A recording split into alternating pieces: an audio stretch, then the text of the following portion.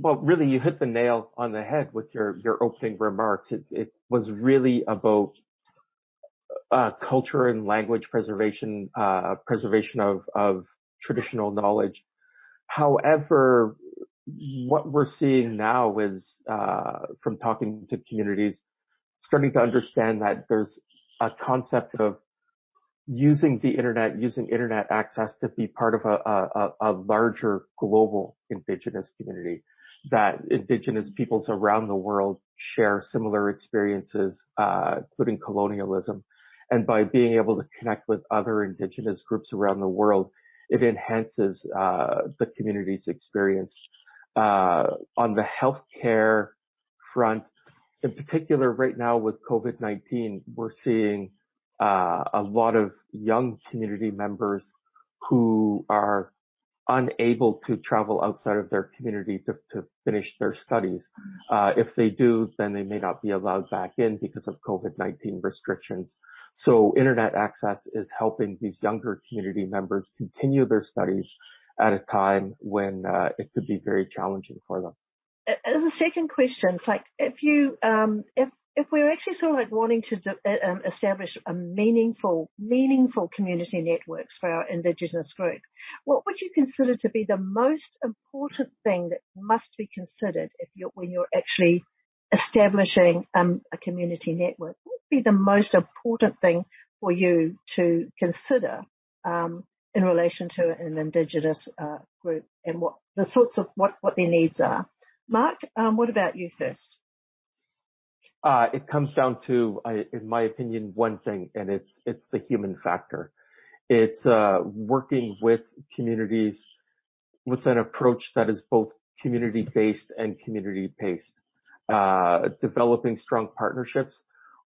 What the challenge with that is that it takes a lot of time. So it's not something a lot of people are used to doing. Is spending a lot of time in community, getting to know the community, getting to know their norms, and their protocols, and building that relationship of trust, right? It comes down to trust, but, fundamentally it's the human factor.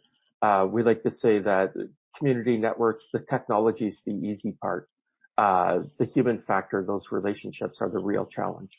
Mark, what about you and the experiences that you had with the Indigenous groups that you were working with? Something that you sort of like really stood out for you as being a successful model and possibly replicable. So in 2019, we started working with a native Hawaiian community on the island of Oahu. This is an indigenous community that is very traditional, and they had no internet access at all. So over the course of 6 months, we worked with community members to train them to build, operate, and maintain a community network. In the fall of 2019, they successfully deployed the network with a number of partners, and have been running it successfully to date. The reason I say this is our most successful one is they are about to undergo an expansion of the network. They're going to double it in size to be able to sell internet access to their non-Indigenous neighbors. And in doing so, will subsidize the network for community members. They've gone from no connectivity, no technical experience or knowledge to successfully operating an amazing network that helps kids study, that local economic development. It's really a shining example of the power of community networks. Mark, did you sort of like experience anything here? I mean, I'm just in case I'm missing, getting some hands or something for participants, but. Mark, did you experience any difficulties with communities actually sort of like getting engaged?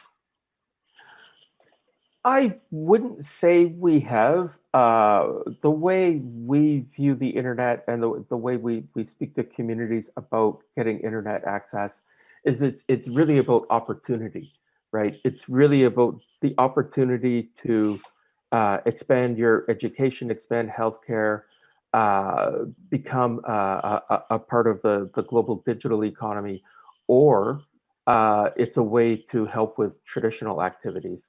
In Northern Canada in particular, we're seeing a lot of changes to traditional hunting routes and ice patterns, making going out on the land to hunt more dangerous without accurate weather information. And access to the internet can actually support traditional cultural practices. And I think that Mark sort of sort of explained that you know, having access to the internet enhanced, I think, some of the cultural and traditional sort of issues that that could arise. Mark, do you want to explain a little bit more on that one? For a bit of context, I'll speak to what I've heard in high Arctic communities in Canada. These are very isolated communities, fly-in only, small, and in one of the harshest environments on the earth right now. And what I've been told and I've heard many times is that to survive in an area like the high Arctic, you need tools. Tools are what help people survive for millennia, in spite of the geography, in spite of the weather. And the internet is a tool. It's a new tool in the toolbox to help them not just survive, but to thrive. How can we make these initiatives, wireless for communities, self-sustainable models? How do we make these, the initiatives that we're actually sort of setting up at the moment, how do we make them sustainable? And it's really about the sustainable model that works best for each individual communities. Each community is unique and has their own needs and wants. So it really it's up to the community, and having those partners and champions to really drive the sustainability is what matters. Okay, so we're actually looking at internet connectivity and focusing on internet speed for underprivileged area people in all the countries. Is there an initiative from the Internet Society, Mark? Specifically on speed, not that I know of, but speed is definitely a challenge, especially for very rural and remote communities. But I just before we go, we'll just give you each of you an opportunity to sort of have the last word. So we'll start off with Mark first, and before we close the session. So and thank you, Maureen. This has been an excellent discussion, and I've learned a lot. I really enjoyed this. I'd just like to leave everyone with two ideas, and one is that it's about working with communities. It's not about working on communities or to communities. It's really about ensuring that initiatives are community-based and community-paced. The other is something I heard from our friends in Hawaii, our native Hawaiian friends, and it's that by connecting their community, they're making the internet, the global internet, a better place. Actually, the quote was, "The internet needs more aloha."